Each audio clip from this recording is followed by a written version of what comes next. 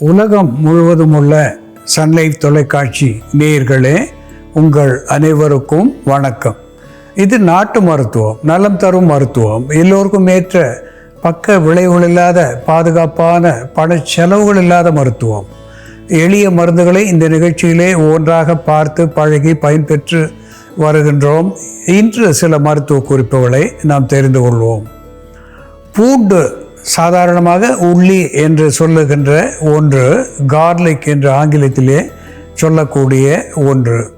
இந்த பூண்டு பல் எடுத்து ஒரு 5-6 பல் எடுத்து ஒரு வேளைக்கு அதை எண்ணெயிலே அல்லது நெய்யிலே இட்டு வதக்கி அதனோடு வெறுக்கடி அளவு மிளகு சேர்த்து போதிய வெல்லம் சேர்த்து இரவு நேரத்திலே அதை களிம்பாக குழைத்து சாப்பிட்டு விட்டு படுக்கின்ற நிலையிலே ஒரு சில நாட்கள், ஒரு சில வாரங்கள் அல்லது ஒரு மண்டலம் என்று சொல்லக்கூடிய 48 நாட்கள் இப்படி இந்த பூண்டு அதனோடு மிளகு பனை வெல்லம் என்று சேர்த்து சாப்பிடுகின்ற நிலையிலே தாய்மார்களுக்கு பால் பற்றாக்குறையிலே இருந்து அவர்களுக்கு விடுதலை கிடைக்கும். பால் குடிக்கும் குழந்தைகளுக்கு பால் பெருக்கமாக தாய்மார்களுக்கு இது அமையும் என்பதை இங்கே சுட்டிக்காட்ட விரும்புகின்றேன். கேலக்டோகோக் என்று சொல்லுகின்ற ஆங்கிலத்திலே பால் பெருக்கியாக இந்த பூண்டு மிளகு வெல்லம் விளங்கும் என்பது உண்மை. அன்பான நேயர்களே, த ஷூ பைட் என்று ஆங்கிலத்திலே சொல்லுவார்கள். ஒரு பழமொழி உண்டு தமிழிலே, புதுச்செருப்பு காலை கடிக்கும் என்று ஒரு பழமொழி உண்டு. புதிதாக காலணி அணிகின்ற பொழுது அது நமக்கு பழக்கமில்லாத ஒரு அளவுடையதாக இருப்பதனாலேயோ அல்லது சரியான வகையிலே அது வழுவழுப்பாக இல்லாத நிலையிலேயோ ஏதேனும் ஒரு உராய்வு காரணமாக அதிலே இருக்கின்ற ரசாயன பொருட்கள் காரணமாக கால்களிலே விரல்களிலே புண்கள் ஏற்படுவது வழக்கம். அதை ஷூ பைட்ஸ் என்று ஆங்கிலத்திலே சொல்லுவது வழக்கம். இப்படிப்பட்ட புண்களுக்கு தென்னை ஓலை, த கோகனட் லீவ்ஸ் என்று சொல்லக்கூடிய தென்னை ஓலையை நெருப்பிலிட்டு எரித்து சாம்பலாக்கி அந்த சாம்பலை சலித்து எடுத்துக்கொண்டு தேங்காய் எண்ணெய் விட்டு ஒரு சேர குழைத்து களிம்பாக்கி அந்த புண்களின் மேலே அன்றாடம் இரவு படுக்க புகுமுன் போட்டு வருவதனாலே சில நாட்களிலே அந்த புண்கள் என்பது இருந்த இடம் காணாமல் போகும் என்பதை சுட்டிக்காட்ட விரும்புகின்றேன்.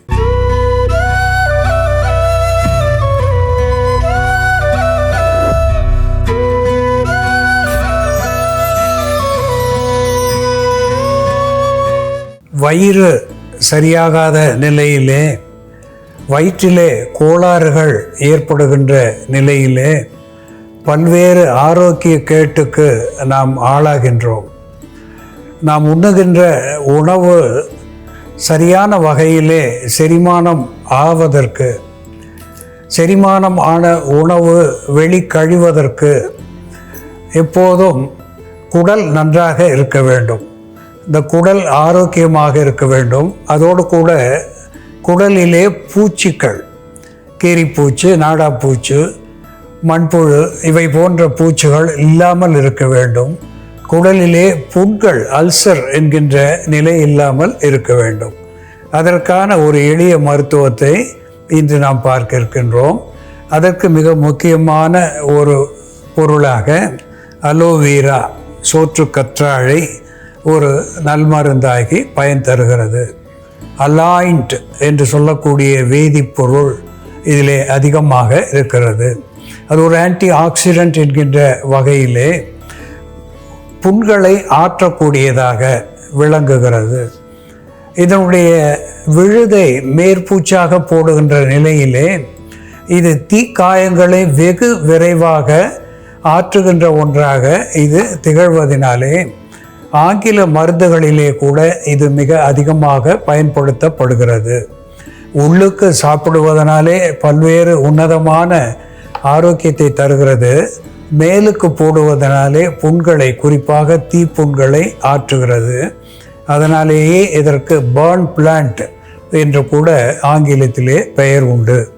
அதனோடு குமினம் சைமினம் என்று சொல்லக்கூடிய சீரகம்.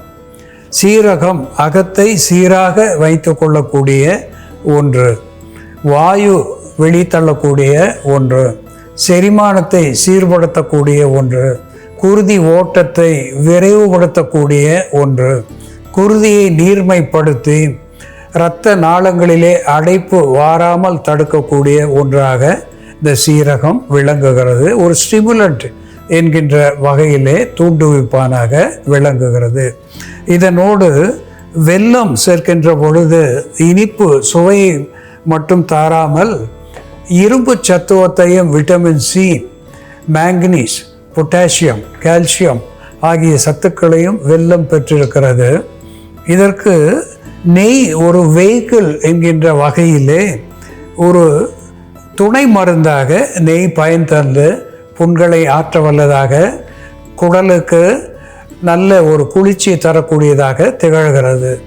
அன்பான நேயர்களே, இந்த சோற்றுக்கற்றாழை அதனோடு சீரகம் வெல்லம் சேர்ந்து நெய்யோடு எப்படி மருந்தாகிறது என்று செயல்முறையிலே பார்ப்போம், வாருங்கள். நேயர்களே, நாம இன்னைக்கு சோத்துக்கத்தாழை மற்றும் சீரகத்தை பயன்படுத்தி வயிற்றில் உள்ள புண்களை ஆற்றக்கூடிய ஒரு மருந்து, பலகீனத்தை போக்கி உடலுக்கு போஷாக்கு தரக்கூடிய ஒரு மருந்து எப்படி தயார் பண்றதுன்னு பார்க்கலாம். இதற்கு தேவையான பொருட்கள்: சோற்றுக்கத்தாழை, சீரகப்பொடி, பனை வெல்லம், பசு நெய். ஒரு பாத்திரத்தில் கொஞ்சம் பனை வெல்லம் எடுத்துக்கலாம். அனீமியா இருக்கிறவங்களும் இந்த மருந்து தயார் பண்ணி சாப்பிடலாம். அனீமியா, பி காம்ப்ளெக்ஸ் டெஃபிஷியன்சி இதெல்லாம் இருந்ததுன்னா இந்த மருந்து எடுத்துக்கும் பொழுது நமக்கு அது சமநிலைப்படும். ஹீமோக்ளோபினை இன்க்ரீஸ் பண்ணக்கூடிய மருந்தாகவும் இது இருக்கும். இந்த பனை வெல்லத்தோட கொஞ்சமாக நம்ம நீர் விட்டுக்கலாம். அதிக அளவு நீர் விடாமல் கொஞ்சமாக விடணும். இந்த பனை வெல்லம் கரைய ஆரம்பித்ததும் இதோடவே நம்ம சோத்துக்கத்தாழை சேர்த்துக்கலாம். சோத்துக்கத்தாழை தோல் சீவிட்டு அதோட சதைப்பகுதி மட்டும் எடுத்து வச்சுருக்கோம். பனை வெல்லமும் சோத்துக்கத்தாழையும் சேர்த்து நல்லா மிக்ஸ் பண்ணணும். நம்ம நல்லா சிறு தீயில வச்சு இதை தயார் பண்ணணும். சோத்துக்கத்தாழை வேணும்னா நம்ம மிக்சியில் இட்டு கூட அரைச்சிக்கலாம், அப்படியே சாப்பிட கஷ்டமாக இருந்தால். இந்த சதைப்பகுதி இப்படியே இருந்தாலும் நம்ம இதை அப்படியே எடுத்து சாப்பிடலாம். வெல்லம் நல்லா கரைஞ்சதும் சோத்துக்கத்தாழை இந்த வெள்ளை பாகுலேயே வேகணும். நல்லா இந்த மாதிரி பொங்கி வரும். கொஞ்ச நேரம் நம்ம சிறு தீயில வச்சு கிளறிட்டே இருந்தோம்னா சோத்துக்கத்தாழை வெள்ளை பாகில் நல்லா வெந்துடும். ஓரளவுக்கு அது வெந்ததும் நம்ம அதுக்கப்புறம் சீரகப்பொடி சேர்க்கணும். சீரகத்தை வறுத்துட்டு நம்ம பொடி பண்ணி வச்சுருந்தோம்னா அது சேர்த்துக்கலாம். ரொம்ப கெட்டியாக இல்லாமல் கொஞ்சம் தண்ணியாக தான் ப்ரிப்பேர் பண்ணணும். ஏன்னா ஆறுச்சுன்னா மறுபடியும் இது கெட்டியாயிடும். சீரகம் இப்படி சேர்த்து கொஞ்ச நேரம் சீரகத்தையும் இந்த வெள்ளைப்பாகில் வேக விட்டுட்டு அதுக்கப்புறம் நம்ம நெய் சேர்த்துக்கலாம். இதில் இருக்கக்கூடிய நீர் சத்துலாம் ஓரளவுக்கு நல்லா கம்மியானதும் நம்ம ஸ்டவ் ஆஃப் பண்ணிடலாம். இப்போ இந்த ஸ்டேஜ்க்கு வந்ததும் நெய் சேர்த்துடலாம். இதோட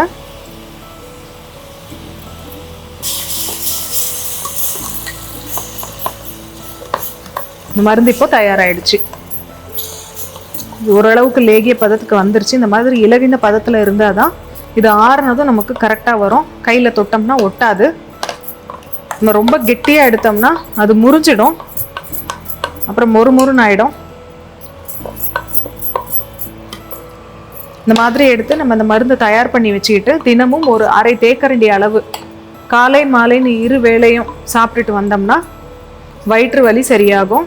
சோத்துக்கத்தாழை, சீரகப்பொடி, நெய் மற்றும் பனை வெல்லம் சேர்ந்த இந்த மருந்தை காலை மாலைன்னு இரு வேளையும் உணவுக்கு முன்னாடி நம்ம சாப்பிட்டுட்டு வரும்பொழுது வயிற்று வலியை போக்கக்கூடிய மருந்தாகவும், அல்சரை சரி செய்யக்கூடிய மருந்தாகவும், உடலுக்கு போஷாக்கு தரக்கூடிய மருந்தாகவும் இது செயல்படும்.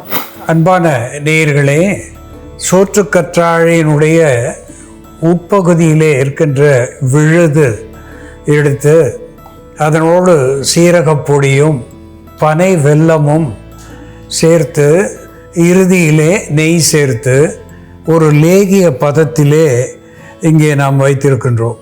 இதை அன்றாடம் அரை தேக்கரண்டி அளவு அந்தி சந்தி என்று இருவேளை உணவுக்கு முன்பாக பருகி வருகின்ற நிலையிலே வயிற்று புண்கள் என்கின்ற குன்மம் என்று சொல்லுகின்ற அல்சரை ஆற்றக்கூடிய ஒரு மருந்தாக விளங்குகிறது. ஆண்களுடைய வெள்ளைப்போக்கு, பெண்களுடைய லுக்கேரியா என்கின்ற வெள்ளைப்போக்கு, இவற்றையெல்லாம் போக்குகின்ற ஒன்றாக விளங்குகிறது. சிறுநீரக சூட்டை தணிக்கக்கூடிய ஒன்றாக, சிறுநீரக எரிச்சலை தணிக்கக்கூடிய ஒன்றாக, சிறுநீர் பாதையிலே ஏற்படுகின்ற வலியை போக்கக்கூடிய ஒன்றாக விளங்குகிறது. வயிற்று புண்களை ஆற்றுகிறது, சிறுநீரக பாதையை சீர் செய்கிறது, உடலுக்கு பலம் தரக்கூடியதாக, குளிர்ச்சி தரக்கூடியதாக விளங்குகிறது, குடல் புண்களை ஆற்றக்கூடியதாக திகழ்கிறது. இப்படி இந்த சோற்று கற்றாழையும் வெல்லமும் சீரகமும் அதனோடு நெய்யும் சேர்ந்த இந்த களிம்பு ஒரு அற்புதமான மருந்தாகிறது என்பதை நாம் பார்த்து தெரிந்து கொண்டோம். இதுபோல வேறு ஒரு மருத்துவ குறிப்போடு நாம் மீண்டும் சந்திப்போம். நன்றி, வணக்கம்.